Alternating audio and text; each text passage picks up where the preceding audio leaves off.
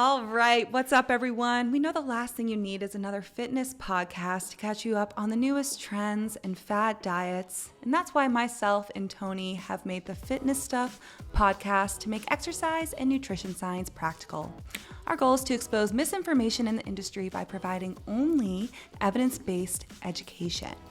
Where today we will be discussing how to build your training program. But before that, I just want to remind you guys that this podcast is free and always will be free. But in order to support us so that we can grow and continue to reach so many people, it would be awesome if you could give us a rating down below, whether that's 5 stars or just any feedback you have really helps. And we really appreciate the support. So on that note, hi, Tony. How are we today? We freaking remembered. You did it. I'm good, but I realized, so I told you I kinked I just saw neck you this morning at the gym, and I put on Icy Hot, and I smell like freaking expired Thin Mints. Ew. I hate Icy Hot smell. Other than that, I'm fantastic, and we remembered to put that part in the beginning. Yeah, I just always hit. Always know what to include in the intro. Always hit it so clean, so smooth. This is Miss First Take, if you guys don't know. She's never, ever needed to restart ever. We both do some funny, dumb stuff. You guys only see the tip of the iceberg. But today got me extra excited. This is probably one of the most requested things. I'm going to be honest. This is the selfish episode that I had the idea to make because I keep getting asked so many questions about it where I'm like, let's just make a crash course on creating your own training program. More so I don't have to keep answering. I can just send them a link. Here's the podcast. But it's needed because I think there's a lot of, you talk a lot about nuance, right? Especially like in our last episodes with nutrition. People get lost in the sauce. And it's easy to. But just like we talked about with Bill Campbell, right? PhD, that's one of the best episodes we've ever had, if you haven't listened to it yet. There's certain guiding principles that will determine your progress all the time. And the different details, the minutia, can get overwhelming, and that's what most people get lost in, is all those small little details which don't really matter that much, which is annoying because I know on this podcast, you and I, right, even this last episode when we were talking about controlling satiety with different methods through diet, there's not an exact answer for a lot of things. There's these guiding principles where let's take a look at the lifestyle. So that's what we're doing today. So today we're building out your training program, how to choose the exercises in your program, what workout split works best for you, your goals, your availability, how to set up the optimal training volume, which is one of the main drivers of progress. Volume just referring to how many sets and reps you're doing of those exercises. I think we'll probably touch a piece on how to progress those workouts or progressive overload, which I know Marianna is going to do a full deep dive episode because that is the one thing you need for progress in the gym. After that, we're going to talk about when to incorporate, how many rest and active recovery days you need, if you should put cardio in your program, when to put it in before or after your weights. And I think a touch, but again, I think we should do a full episode on this one, is differences in male versus female training programs. We're going to touch a base on that, but I honestly think this episode might spur 2 or 3 separate episodes that we're going deeper. But this will at least give you everything you need to start building it. Did I miss anything? I'm even calling this right now. It's going to be messy. There's too many. No, don't worry. Like I said, I keep us on track, focused, on topic, no tangents. I wish either of us had very structured brains, but I don't think we do. No, we both work for ourselves. We can't have. Who needs it? Even though we preach structure 24/7. But here's where we're going to start. Now, I put this in order of what I think makes the most sense as far as feeding down principle-wise and how to set it up, where I put certain things before others just because you need to build these pieces in and explain them before moving on to the next piece.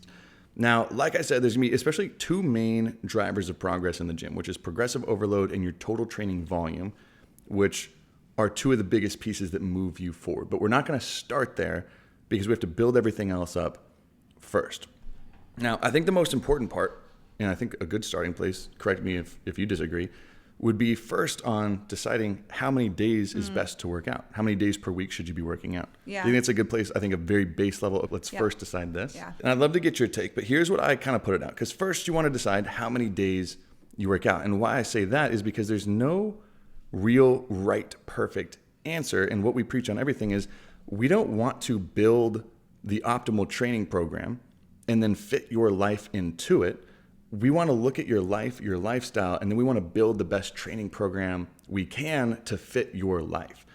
Because anything in your diet, in your training, consistency matters the most.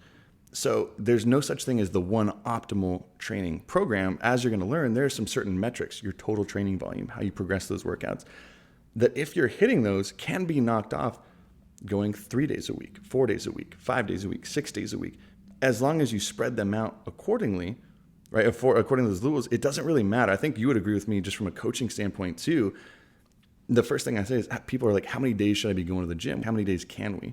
Because I'd rather you tell me we can go 3 days so I can design 3 workouts that are going to hit everything we need than you tell me we can go 6 days and end up missing 1, 2, or 3 workouts every single week where we're now short on our training volume. We're short on our intensity. We're short there. I want to know your take on this because I personally think it gets to matter a little bit more when you go to the ends of like training 6 or 7 days a week in terms of where it can hinder your progress when it comes to overtraining or not, which might be a topic for another day. But I think when we talk about rest days, I think people are over ambitious and they still have that like more is better mentality where it's if I can train 6 or 7 days a week, it's better. It's like we got to remember first principle.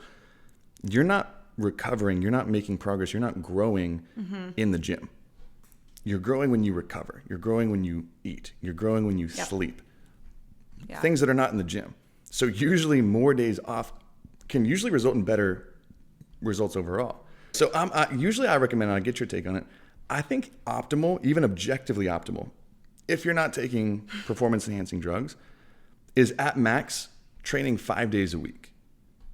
I think training 6 and 7 days a week, if you're not on performance enhancing drugs, which really help with recovery, can easily lead to overtraining, junk volume, which leads up to injuries over time and just lack of progress. Could you do a 6 day? Yes, but those workouts I think most people don't realize would be a lot shorter workouts than if you did 4 or 5 days a week. So typically I recommend 3 to 5 training days per week. And again, choosing what you think for the next 3 months, what can I hit 100% of the time? Can I commit to 3 days a week? Can I commit to 4? Can I commit to 5?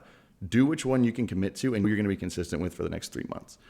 That's at least my take on it. Would you argue and say that working out more than that off the bat would be? I totally agree with you. And I am a huge fan of prioritizing recovery. I think it is so underestimated, and especially in this like hustle culture, like move all the time, always being in the gym. People always, especially influencers and on social media, like always showing you all the time they spend at the gym and 2 hours at the gym is my therapy. Like, no. Yeah, no, stop it. So we're on the same page there. And I think people often forget with recovery, it's not that you're only just growing out of the gym, recovering outside of the gym, growing outside of the gym. If you're overtraining too, it can significantly impair your sleep quality, which is when your endocrine system or hormone system, for the most part, regulates itself. So you notice real big disruptions when it comes to that if you're overtraining. And not even just during your sleep, but when you're resting, when you're recovering, when you're not putting stress on your body, because people forget this. Working out is still a stress.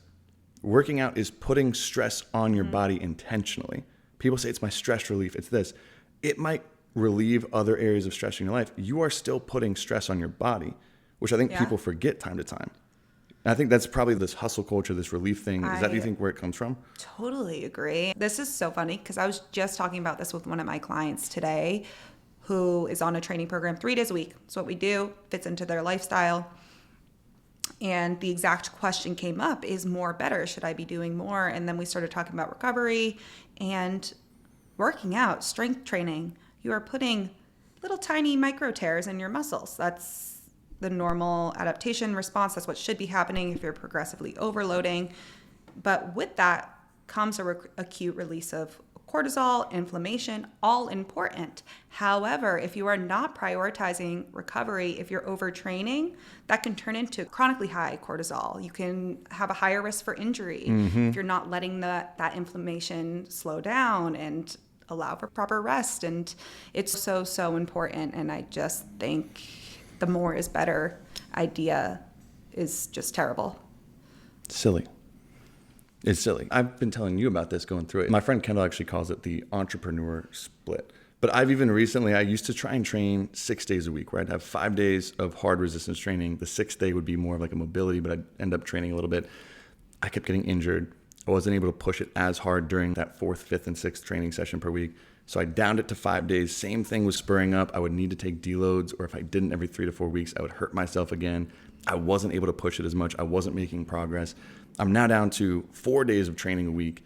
And even though it's only been a couple weeks, I'm already progressing much quicker than I had in the previous months doing 5 days. And I guarantee you months from now, I'm going to be sitting there like, thank God I should have done this sooner. Because I think a large part people always forget what training is. They get so involved in the perfect workout, rep schemes, training techniques. And they always forget, if you're not seeing progress, it's not the part that you're doing in the gym most of the time. It's your nutrition. Fix that first, then start to look at this. Because if you're training 4 days per week, and my goal is to gain strength and to gain muscle right now, which again, I'm making more progress now doing 4 days per week than I was doing 6 days per week. Right? People have to realize that, because I adjusted what the workouts actually look like, and I gave my body more time to rest. I'm able to push it harder for those 4 sessions than I could 6, because you're just tired. And I think we're going to talk about junk volume too, but overtraining is real. And I think most people starting out in the younger generations probably do too much. And there's the social, which I do love about the gym, especially when you're younger or if you're in college. The social aspect of the gym is awesome. You can build a great community there, and it can be a great stress reliever.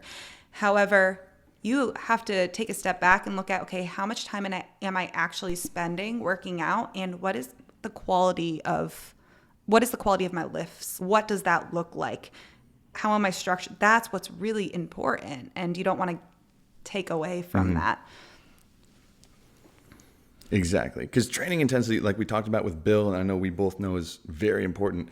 Your training intensity matters too. So if you're doing 6 or 7 workouts a week, but you're not able to actually push it hard, push heavier weights close to failure because you're just so fatigued and you're chronically fatigued, that matters. Having 3 or 4 high intensity workouts per week pay off way more than 6 or 7 moderate to low intensity workouts per week. That's something that's there. So first step is to decide how many days you're going to work out per week, and don't have this magic number fixed in your head. 6 is best, 4 is best, 5 is best. Pick between 3 and 5, I think, if your goal is for losing fat or for building muscle. Either or, I think that would be optimal, even though losing fat has a little less importance to it. The resistance training, even though it's massive, and I think if you can, 3 to 5 is perfect. But pick 3 to 5, what you can be consistent, and let's move to the next step.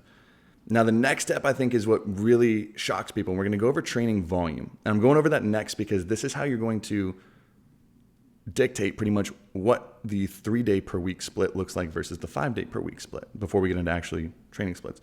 Now, training volume refers to sets and repetitions. Depending on your goal, we used to think the rep count that you were doing really was indicative of the progress you were going to see.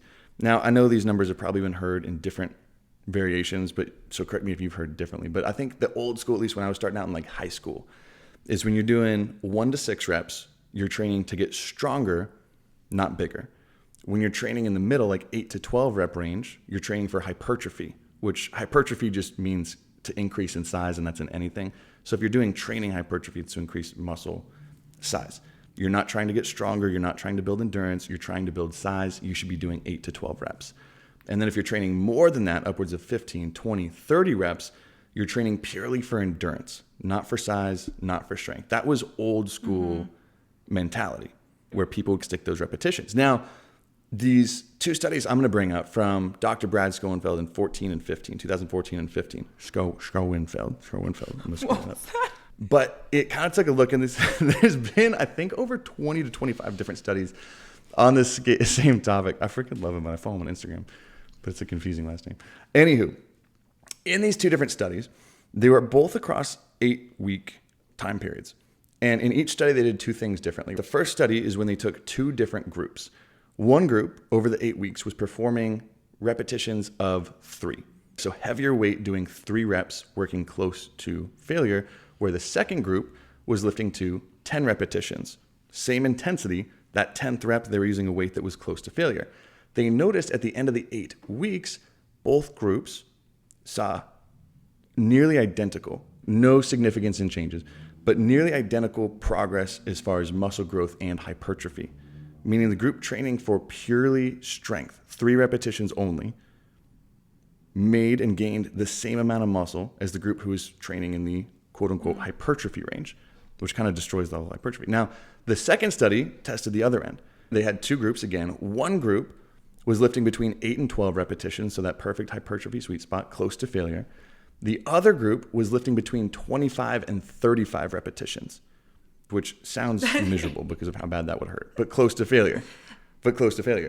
At the end of 8 weeks again, they noticed no statistical significant difference in size or hypertrophy gains across both groups. Meaning, if you're training in these studies at 3 reps, at 8 to 12 reps, at 25 to 35 reps, you can make the same size progress, right? People are starting to realize that the reps you're doing, you can make the same size progress doing any number of repetitions. And I think we're going to talk about a little bit next, like the cons and pros of doing all low reps or all high reps or all hypertrophy reps, because they come with pros and cons for sure. Heavier weight training is going to put more overall fatigue on your CNS or your central nervous system.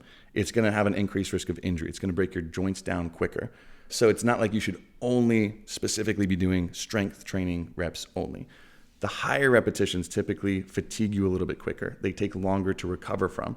They make it harder to sustain intensity through the entirety of a workout.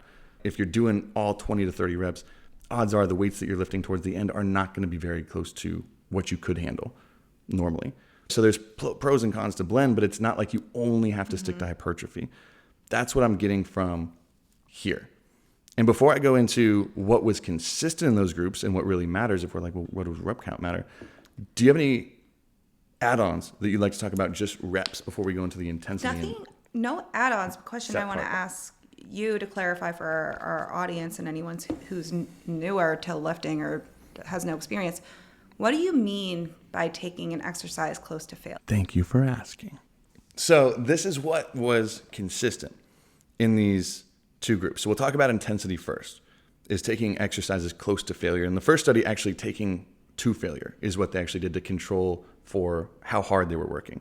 So we'll talk about that, because the two things that were consistent in these groups, right? They both gained equal amounts of muscle. The two things that were consistent were their training volume in sets and how many sets they were doing per muscle group per week, and their training intensity, meaning training close to failure. Now, we had a Bill on who explained why and how this is important. This will be like 2 weeks previous to this episode dropping, but intensity is pretty much taking a given exercise and using a weight that at whatever given rep count you're doing is within 1 to 3 repetitions of failure or to failure. Meaning, if my goal is to do a bicep curl of 10 repetitions and I wanted to use a weight that was close to failure, let's say I pick up 60 pounds and I go to 10 reps, but when I put the weight down, I probably could have done 5 or 6 more reps in the tank. 60 pounds is not working at a high enough intensity to elicit that growth. So if I find out I have too many reps left in the tank, let's increase it to 70 or 80 until when I do that 10th rep, I put it down and I'm like, man, I maybe could have gotten 1, maybe 2 more. Or maybe that 10th rep was the last rep I could have gotten before I had to cheat or give reps. So that's how you adjust your weights to make sure, because the intensity was matched in each group. They were training just as close to failure. Obviously, using 3 repetitions, you're going to have to use a lot heavier of a weight to be training close to failure than if you're doing 10 or 25 or 35 reps. But regardless, you're still training right up to that line of, I can't do any more reps.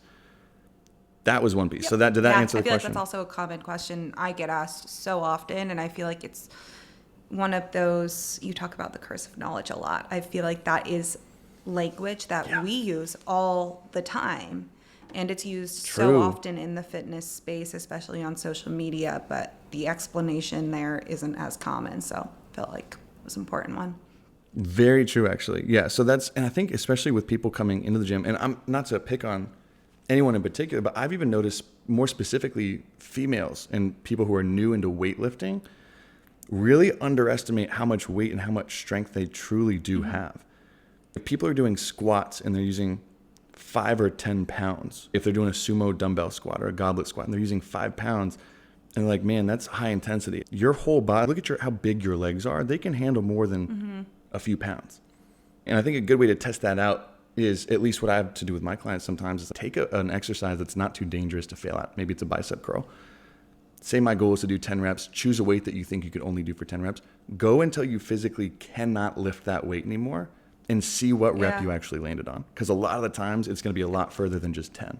And it hurts to train that way. But I like to do that because most people don't realize they're not training as close to failure as they think. Have you at least seen that through coaching and just your experience in general? Yeah, I see it all the time, especially in women, and this is just a theory that I have, but I feel like a lot of that is associated with the fear of, if I'm moving heavy weight, am I going to weight or look bigger or be bigger and all of that. A terrible way to think. But it was targeted at females a while ago. That thought process is if you lift heavy, you're going to be it's still there. big and bulky. Still there. Just a little bit more secret about why you should do this workout instead of lifting.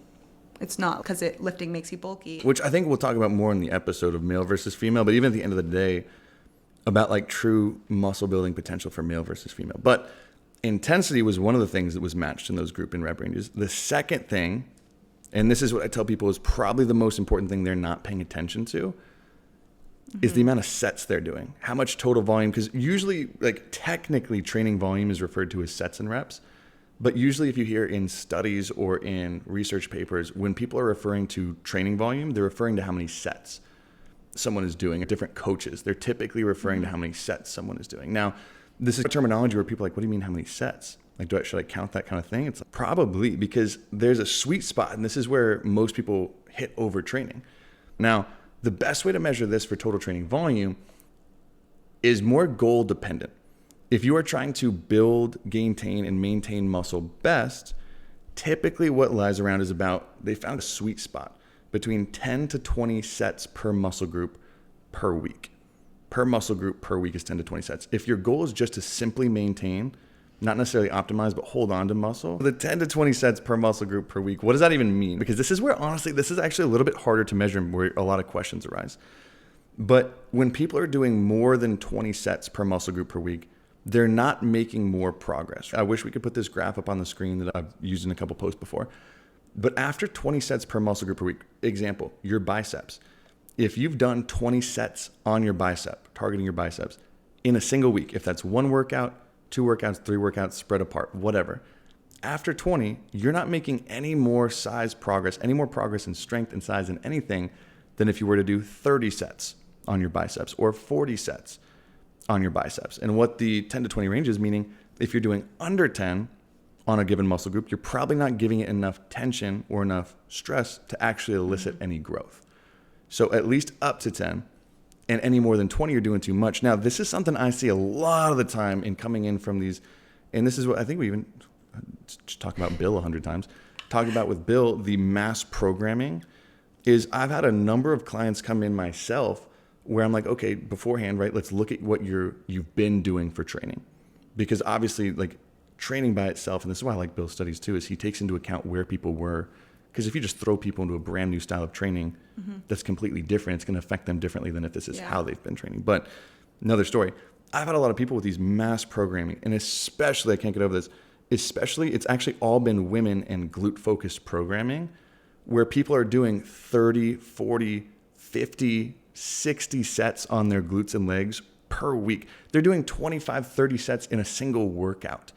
They're doing 8 sets of lunges, 5 sets of leg press, 10, whatever, and they're just going over in a single workout, which is completely overtraining. You're not going to get more growth from that.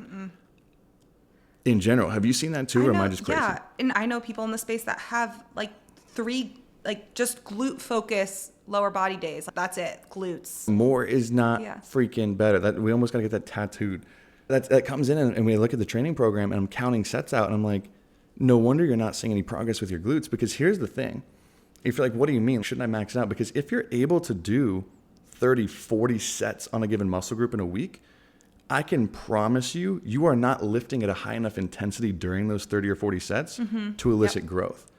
Intensity matters, and I can promise you, if you were working close to failure or to failure, you could not be doing 30, 40, 50 sets of anything in a week. You just could not recover from that. And that's at least what I see. It's Do crazy. you see that? You'll see on social media I don't call this out much. It's just I'm not as much of my focus, but so many glute-focused workouts or training splits that are you're repeating the same workouts over and over again and so much of the same thing without any progressions. You're trying to grow. Yeah, it's ridiculous. So that's at least what I see is count yourself out and just do this. If you've never recorded your workouts before, record your workouts this week or look at whatever training program you're doing.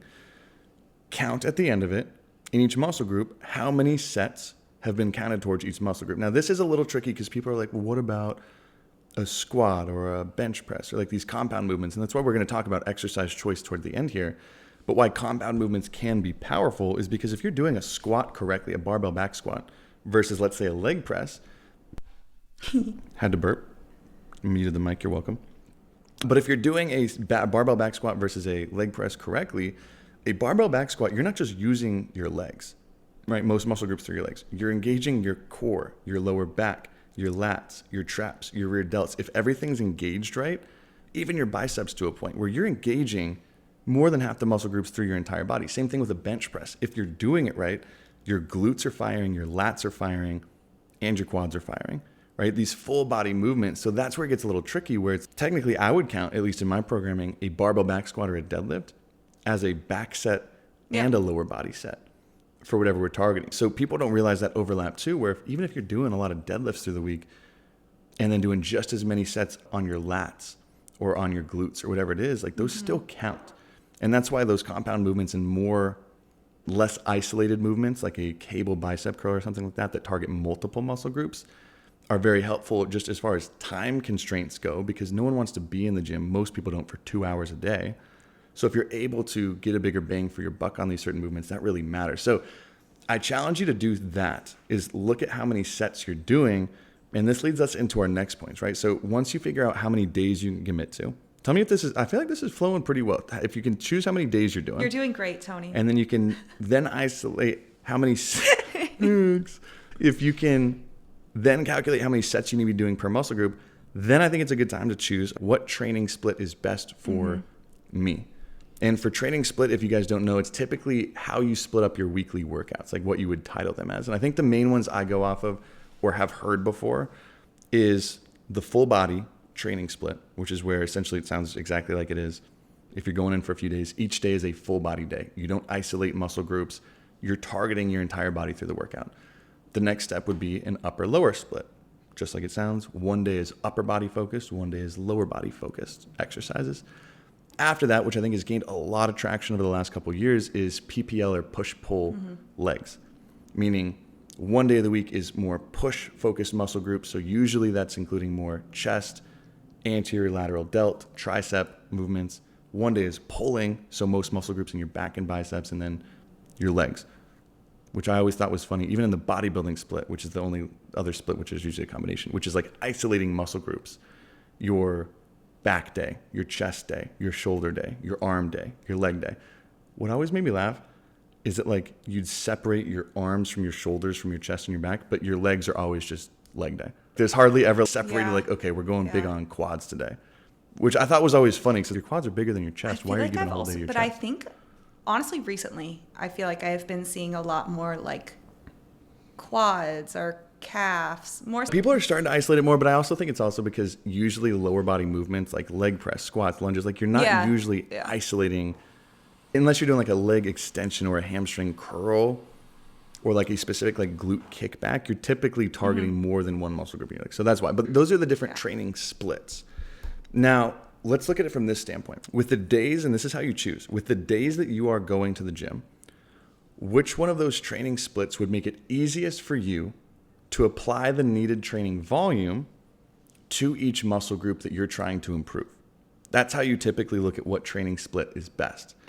Now, typically, and this is again, unless you're on performance enhancing drugs, I typically don't see the bodybuilding split working all too well for most people. Having a chest day, a back day, an arm day, a shoulder, because it typically only allows you to hit each muscle group once per week where you need to pound it to the ground. And this is, I think, secondary, but it's a little more advanced. You typically do see a little added benefit for hypertrophy if you're training a muscle group twice per week compared to once per week, even if total training volume is met. But that's the most important part, is to get that total training volume up. So I typically don't recommend the bodybuilding split just because you typically can't fit all muscle groups in twice per week.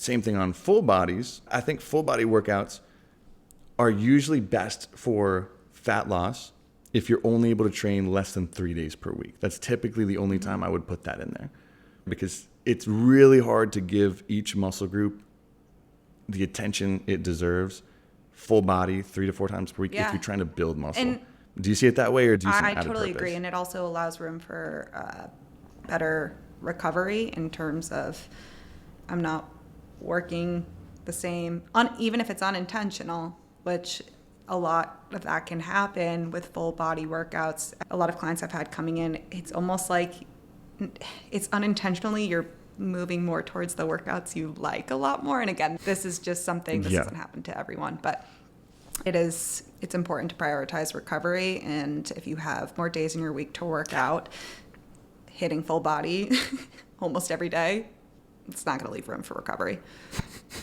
And that's why I think under 3 would be the only, and honestly, even if you're training 3 days a week, I usually don't program full body in. And you can keep in mind too, and you probably do this, like you can blend any of these where 3 days a week, you might have an upper body day, a lower body day, and a full body day. It doesn't have to just be one or the other, kind of a split out there. But like you said, I usually take this rule of thumb, and what I found is best is giving at least from any muscle group 2 days or 48 hours to recover between sessions. Yep. At minimum is what I typically give. So like you just said, full body, if you're doing that more than 3 times per week, that means that you're at least not giving yourself 48 hours to recover from a previous session, at least once, if not twice. Yeah. Which again, is just going to be overtraining to a point. Now, that leaves us with the 2 that I typically settle on most. And I've been a bigger fan of the upper body, lower body split than the push-pull leg. But those are typically the 2 that you can both hit your needed volume. You can train twice a week most of the time, right? Push-pull legs gets a little more challenging because that would push you to 6 days per week. But those are the 2 methods that I find work best for most people, especially with the idea of growing lean body mass, which I think most people should go through. I usually start on upper lower. What do you typically start on? You said push-pull puts you in 6 days a week. Do you feel like... If you were doing that twice. Yeah. I guess it all depends on how you structure it, because I lean more towards, depending on how much time, if someone has, and this is again, there's the principles of training that you need to adhere to, but coaches are going to have different strategies. They're also going to have to adjust based off of their client's schedule, what works for them, I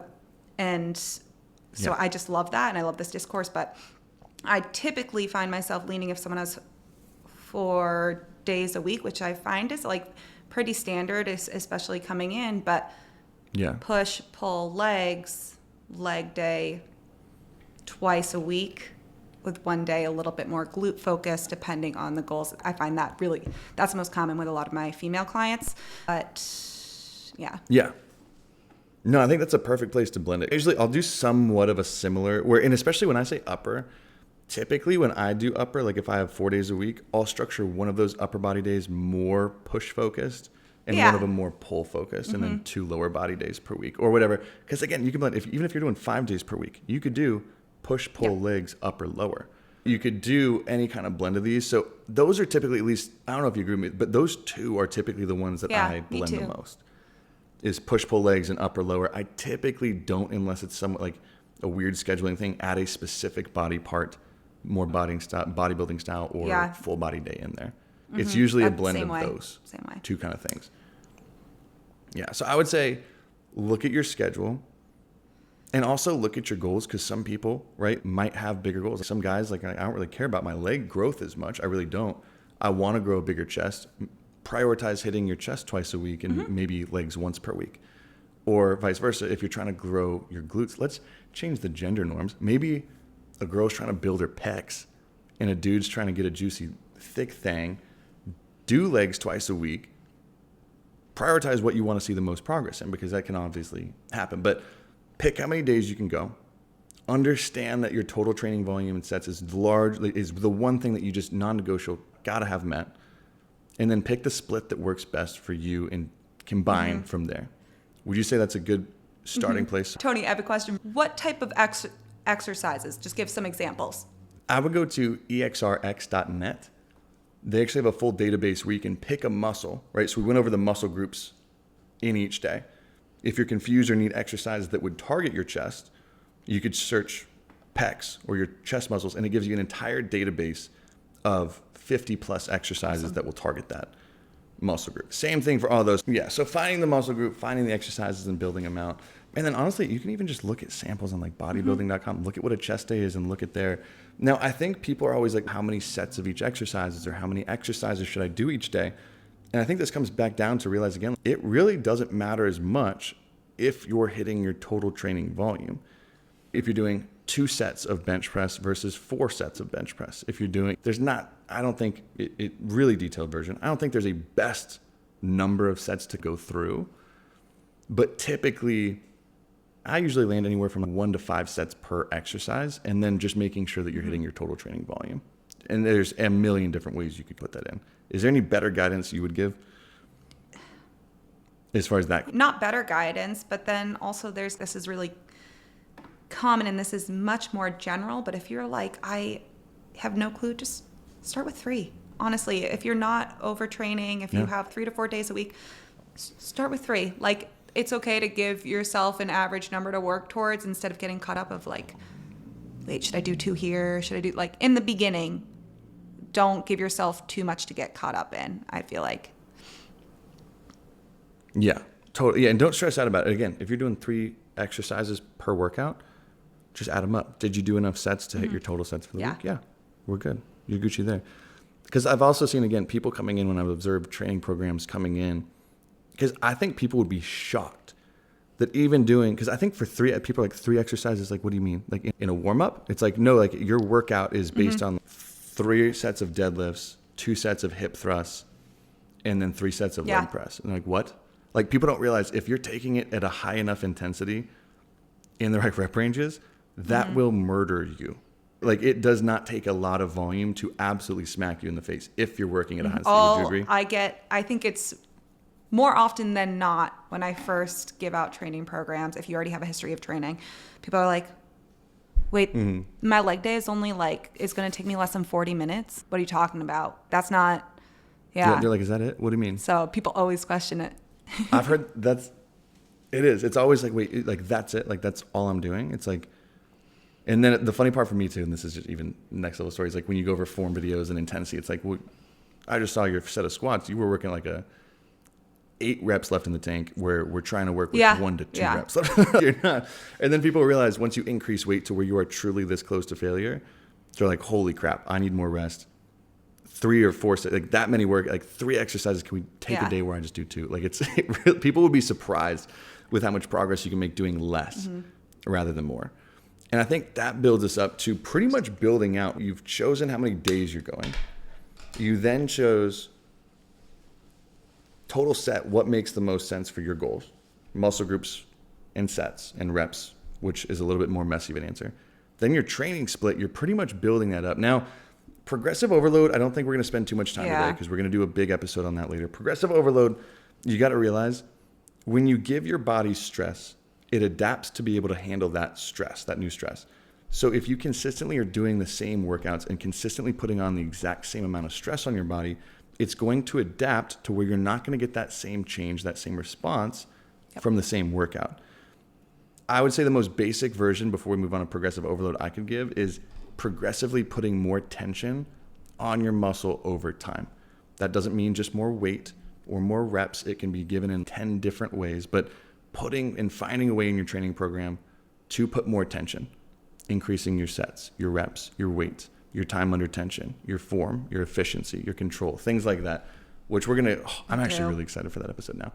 So bookmark it, because that's probably going to be one of the most important training aspect episodes that you're going to listen to when we come out with that soon.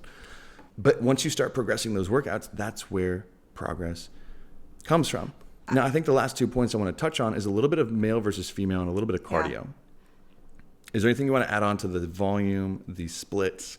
Yeah, I just wanted to add in kind of briefly, because you talked about progressive overline, talk about the SAID principle, which I don't know if it's just because I got my bachelor's degree in exercise science, and this is literally something I heard way too often, but that stands for specific adaptations to imposed demands. What that means is when the body is placed under any form of stress, so weight, it starts to make adaptations that will allow itself, the body, to get better at withstanding that specific form of stress in the future. So our body will adapt to that weight. So you have to change the weight. So that's just a guiding principle. And if you ever hear anyone say, this banded workout is going to grow your glutes, or the Stairmaster is going to grow your glutes, if you hear growth and there is no exercise that you can progressively overload your muscle, increase the weight, no, just rule that out, because that just simply is not true. Yeah, like stair climbers, things like that. Cannot, which I think there is a little bit of nuance when it comes to, because I think people always just think of it as like weight, but it's like doing the same weight for the same sets for more reps or more sets, or slower or more full range of motion. There's a lot of ways to progress, but it's always weight driven is usually there, and it all results in something that you could handle. And that's from a hypertrophy standpoint. It just kind of makes sense. And and I do want to cover this asterisk real quick. Asterisk is the one I just drew in the air that no one can see. Is I hear a lot of this because I'm a big fan, and I say this of an argument against like F45 workouts or Orange Theory workouts, where they can be fun and they can make it more like you can adhere to them better because you're more likely to go because of the community, which I think they're great for. But people usually see a lack of results during like an Orange Theory and F45 workout because they don't implement progressive overload, because they almost pride themselves on doing a different workout every single day. And in that, you hear a lot of people in this space say you need to be doing the same workouts over and over, but they always leave out the part while progressing them, right? If you're doing the same workouts over and over, you're not going to change, but doing the same structure of workouts, right? Like, for example, if my leg day is off the hip, barbell back squats, barbell hip thrusts, and let's say 45-degree hypers.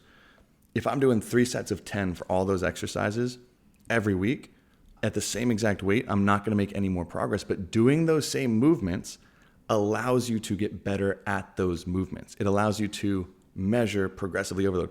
I'm doing 10 reps this week. I can do 11 reps next week. That's progressive overload. I did 135 this week. I'm doing 140 next week. That's progressive overload. But if you're constantly doing random sets, random exercises, random sets, random rest, random sets twice, rest, whatever. If you're doing random sets, reps, rest, exercises, that's probably a big reason why you're stuck, is you're not able to really implement progressive overload with that. Do you think that's important? Because I've at least seen that where people are like, just do the same workout over and over again, but it's like, progress I think that's important. But then there's also the person, and I'm not sure if you'd even stick around listening this long, but if you love that and you love just exercising to exercise, or maybe you have more endurance related goals, or you're simply just exercising for enjoyment, you don't have strength hypertrophy goals, like, you're allowed. Like, it is still great for you. Any form of exercise is good for you. I just want to add that in, but I think that's been that's not the focus of the episode. I didn't spend enough time on it, because for sure it's phenomenal as exercise to keep you healthy, but a lot of people do get frustrated goal wise. It's like, I'm trying to lose fat. I'm trying to look more defined. I'm trying to gain muscle. Why is this not working? That's why. But like I said, too, it's like some exercise is better than no exercise. If it gets you in the gym, it gets you running every day, it gets you lifting weights, hell yeah, you're going to live probably a lot longer compared to if you didn't. So do it, but then realize if you're frustrated with your progress physically, that's why it might be getting in the way. So I think that's one thing to touch on. Now, I think we could brush on cardio, because that's probably worth, honestly, a whole episode. Even to sum it up in the future, is people always choose one versus, it's like this camp versus this camp. Cardio is good or cardio is bad. Weights is the best or weights is you know what I'm saying? It's always this versus that. It's not black and white in that sense, right? It's not black and white where it's like people are like, if I'm saying weights should be our priority for fat loss and weights should be your priority for building muscle, I'm not saying that cardio is bad or you shouldn't do it, right? You can include it in different pieces. I think for fat loss, it makes more sense, but I'm also a big fan of doing more what you can adhere to, what you enjoy, which 9 out of 10 people aren't going to enjoy cardio. People who run, people who bike, things like that, people who that's part of their life love it. If you don't love running, if you don't love those things, you don't have to force yourself to do cardio to lose weight, to build muscle, to do anything to a certain degree, because your nutrition and your weight training is largely going to help with that. Adding in cardio, especially in a fat loss phase, can be very helpful in creating a larger deficit, in giving you that extra push to help you lose weight at really a more quick rate. So it has its time and place. More imperative for fat loss, I think, than gaining muscle. But I think it is important if you're doing it to note, I still say, I want to get your take on this because I know you're a big runner. I always say if you're doing weights and cardio, try and either do them in separate sessions or have cardio come second. Because again, I think the focus in maintaining building muscle through fat loss for building muscle should be weights. And that's where you want the most energy to be. Yeah. So you don't want to get tired through cardio before you go hit that. Yeah. Would you agree? I totally agree. You don't want to expend your energy like running before you lift. I mean, some people like to go for a walk, do a little warm up. That's not what we're talking about. Like structuring in your cardio right before a lift, energy wise, definitely wouldn't recommend. But yeah, and personally, in a fat loss phase, in terms of what I do with my clients is I'd much rather, instead of getting in like 2 to 3 structured 45-minute cardio sessions, maybe we address that time, add that into how much you're walking throughout the day, especially if you're a person that doesn't just either sit on a machine or run. Like, all right, let's make that our cardio. You hate cardio? Cool, let's walk. Yes, because I even got that yesterday. I think I posted a video on Bill addressing that cardio needs change through fat loss and muscle gain. And they're like, oh, but I just hate cardio. Then you don't have to do it. I'll cut down to sub 10% body fat by not adding on any extra cardio. I just increase my step count per day. I make sure I hit 10 to 12,000, and that's enough movement and burn through the day where I can control it through my diet. You don't need to add it. I think people have this old adage of like cardio equals fat loss. That's how your body burns fat, when it's just, we now know it's like it's nutritionally based. Cardio is just a tool you can use. So I love that you said that, because too many people are like, oh, I hate cardio. Yeah. You don't have to. How many of your clients too, when I add in, it's okay, the first week my goal is to lose weight for this wedding I got in 6 months. Where's the cardio? I don't see it. Did you see the step goal? Yeah, but where's the cardio? It's like, do this first. And you'll see how you're actually making progress. I mean, we're always talking about this, but your TDEE, total daily energy expenditure, what's the most malleable piece? Your NEAT, not how much you're moving that isn't structured physical activity. Maybe let's look at that first, especially if you hate cardio. I don't want you doing something that you hate, but you do need to build your cardiovascular endurance for overall heart health. It's cardiovascular exercise. We're just trying to do good to our heart. It's just how it's turned into something that you need it for weight loss, or it's going to help you lose weight. It's turned into something ridiculous. So that's the note on cardio, which again, we could do a whole episode further on that. But just know, if you're building out your program, start by incorporating things you enjoy, what you can adhere to. If you don't like cardio, don't start doing it first. Add it in. Now, I think the last piece I want to touch on, which I'm actually really excited to do a lot of research review for this this episode that we're going to do, is male versus female, because we've talked a lot about lifting. And we did mention and brush on the fact that lifting heavy weights won't make girls bulky. I want to get that impression on there too, because typically, and this is how I do it, I think a lot of people have the same approach, is training differences between males and females. Same goal, just male versus female, especially how I program, are minor differences in a sound training program. It's more embedded on human physiology, not predicated on sex differences like male versus female. Would you agree with that before we move forward? Because I'm like, that's usually most people don't get that. The foundations and what we were just talking, that doesn't change where your starting point is at in terms of your strength, your experience level. All right, let's address it there, but how we guide that program, that's not going to change. I would say the biggest differences, and it depends on the person, but when it comes to training around your menstrual cycle, I'll take that into account. If it does, if someone does experience a large amount of fatigue and it really does hinder their performance and they can't exert that much energy depending on the time of their cycle, all right, we'll make some changes there. But that's really the only... But not specifically in a training program. So it's more, and it is all, it comes down to relative. If you look at it, more men are probably training to gain significant muscle than women. Women, on average, probably their goal has more to do with leaning out, seeing more definition. Women's goals are probably more lower body or glute based. Men's might be more upper body based. So it's still training with those same principles, just to an individual's goal. Doesn't matter if it's boy, girl, male, female. Train to the individual's goal. Which I think the big important part that we're talking about in training volume is, even if you're trying to lose fat, and I think this will be a big one in the cardio versus weights episode, even if you're trying to lose fat, so as a female, if you're trying to get more lean, more tone, and you don't want to build muscle, what gives your body that shape, that definition, that leanness is by holding on to the lean body mass you have, if not adding some on your frame. So the weight training, if you're eating in a calorie deficit, you're not going to build significant muscle mass. You can't. Your body can't. I think that's what most people understand is like if they see girls that are in the bigger, more bodybuilding gyms, just jacked, like people that I'm jealous of their physiques.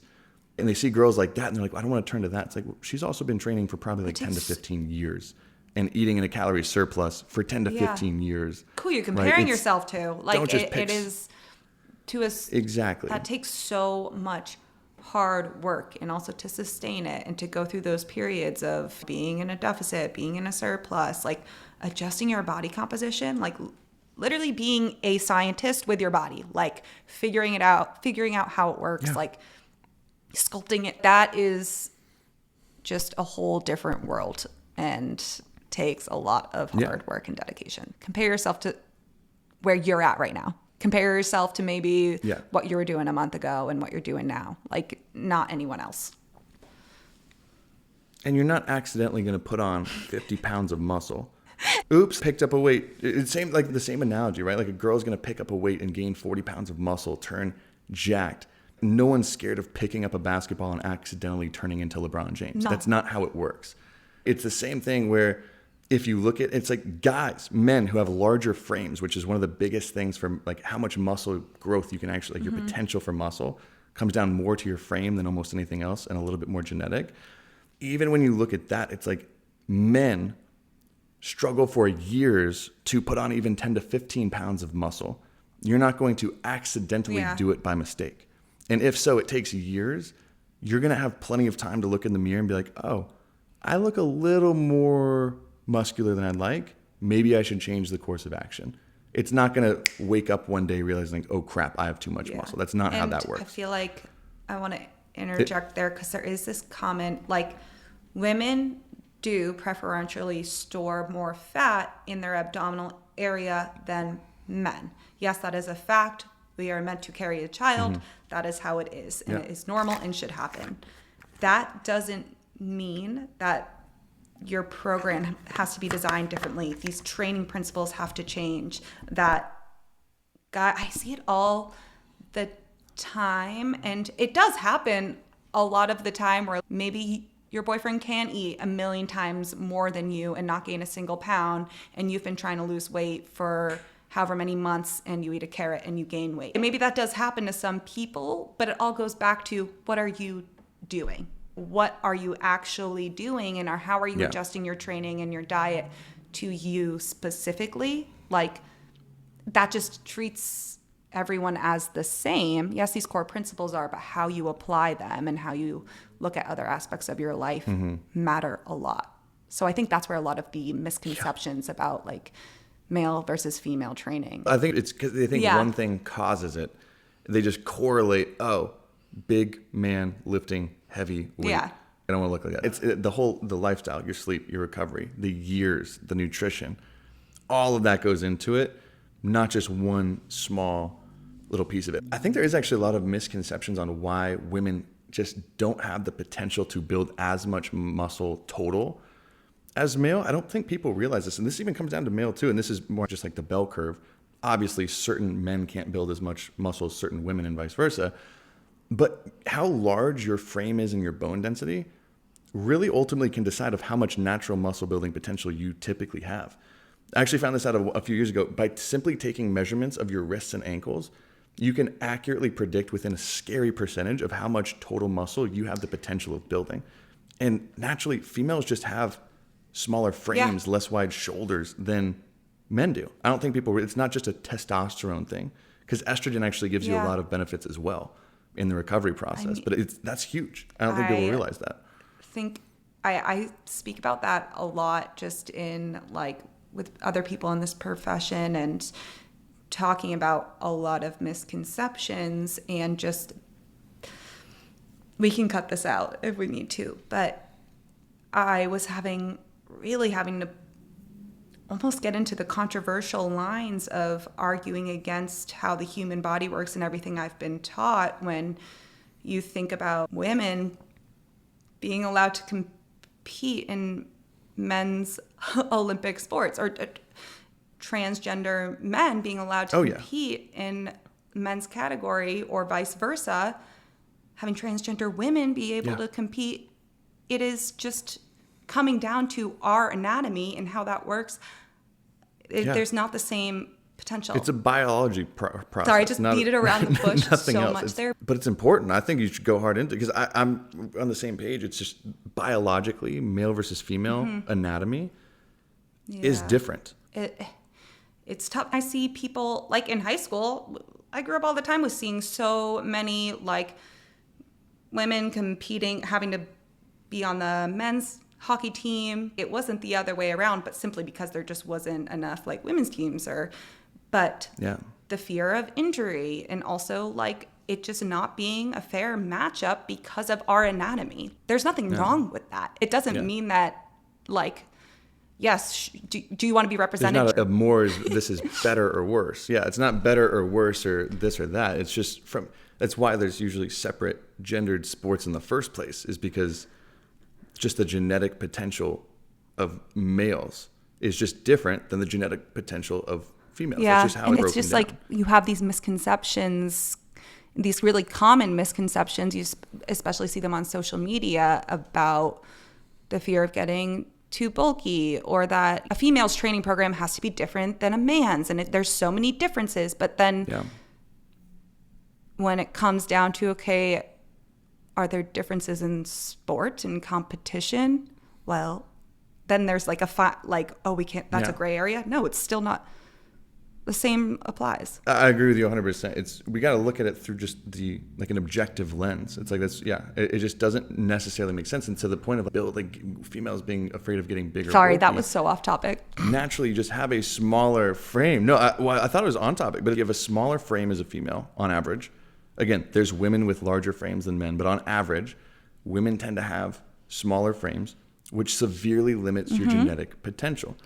And I want to call this out because if you ever do see those females who are just like jacked at the gym, look bigger than most men at the gym. I don't want to say this to take away, because I know there's infinite amount of people who are not. A lot of them also do supplement with testosterone, with performance enhancing steroids, to give them that genetic potential that they don't naturally have. These things don't just happen. And that's why you also see maybe one of those women for every 200 men that you see with that much muscle. It doesn't just happen. And the same thing, when you're like, oh, what train should I do? Higher reps, lighter weight? No, same. You want to be working close to failure at the rep ranges we talked about. I think mostly coming in that middle range of 8-ish to 12-ish for different reasons we can go over. But the training program shouldn't really be different. You don't have the potential to typically do that. And again, it's such a slow process. Again, I've been training for 10 years. If I could put on in the next year 3 pounds of muscle tissue, I would be blown out of my mind excited, because that's just not how the more you train, that's just not how it works. I feel like I have this good analogy I want to explain in my head that I was thinking about the other day when I was at it was like a Red Bull diving event in Boston. Oh, that so looks cool. sick. The platform for men is higher than the platform for women. The principles of diving and the dives, they are the same. The dives may be a little bit more, you have more time in the air, so it's a little bit different for men, but the same sport. However, because women have lower bone mineral density, they're more prone to injury. Over time, there had been so many more injuries in women than men when they had the same height. Because of that, also how our hips are placed, where we put on muscle versus where we don't. So many differences there. They accommodated for that by adjusting the height of the platform. They didn't change the sport. They didn't change the principles of what this sport was. They did it for a reason. They didn't just pick and say, you know what? No, we're going to make it easier or harder. It's not making it easier or harder. It's leveling the playing field. Based on the biological factors, here's how we're going to make it. Women are a little bit more hypermobile. Again, we have to push out a child. It's just the fact there. But then you think about a training program. Yes, we are going to accommodate for the fact that maybe you're starting at a lower base. I'm not going to put you in the same, like, give you like the same weight as as the guy next to you, or even a female who is at a much higher like experience level, has more muscle mass. Like, those adjustments are being made. You can't just assume they aren't. Exactly. Yeah. If I can do 315 on bench and someone coming in, male or female, who's just beginning, you're not going to put 315 on there. No. You can't do that. Male or female, it's adjusting to the relative, objectively relative. Take everything out of the equation. What's best for this individual based on their biology, their anatomy, their progress, their past. You got to look at all of it. You can't just look at pieces of it. So that's a huge piece to realize too, because men and women aren't going to do the exact same thing, but the program, how intense they're working, meaning how close to failure, their total volume, things like that are all going to be relatively the same. And like you even said in the vice versa, I don't think people realize this, like pound for pound of muscle, females and males are identically strong. It's just typically not met pound for pound. Men typically carry more muscle. That's why they're stronger. If you have a male and a female with the exact same amount of muscle tissue, they will be equally strong based on those factors, which is absolutely insane to me. People don't realize that. So it's all based on the objective point of view. So that's in building out your training program, right? And throwing everything on a loop. We talked about first deciding how many days a week you can handle. From there, understanding that total training volume is going to play the largest role in like pretty much if your training program is going to be good or bad before you progress it. Then you can change or pick the training split that works best based on those two factors. And then from there, choose the exercises that work best for you, that hit the total training volume. There's no such thing as a best exercise or a worst or whatever. And then realizing, okay, male to female, whatever, we're working objectively off of these principles. We're not going to just suddenly change them because you want to look lean, defined. Male, female, if they have the same goal, training is going to look identical. Boom, boom, pow. I think that's a good bow to tie on the designing a training program episode before we do one in the future about progressive overload. I think one on male, female is going to be worth it. Go into the differences of the just hormonal profiles, the strength potential, just things like that. I think would be a fun episode to do. I think that's a good place to tie. I already tied it. I don't know if you saw. Oh, I do bunny ears actually though. Still, I don't know how to do those. I just use Velcro. I don't know how to tie that. You weren't a Boy Scout? Yeah, I've got the light up I got the Velcro light up shoes. But thank you all for listening. Again, you know where to find us, fs.pod on Instagram, on Twitter, on TikTok, fitness stuff for normal people on YouTube. And again, thank you guys so much. It's free. It always will be a free podcast. So if you do leave a rating, thank you. And for all of those who have already rated us, which has been a ton more than we thought, thank you guys for taking the time to go do that. The extra 5-10 seconds episode, it makes a huge difference. So thank you. And we'll talk to you next time. We love you.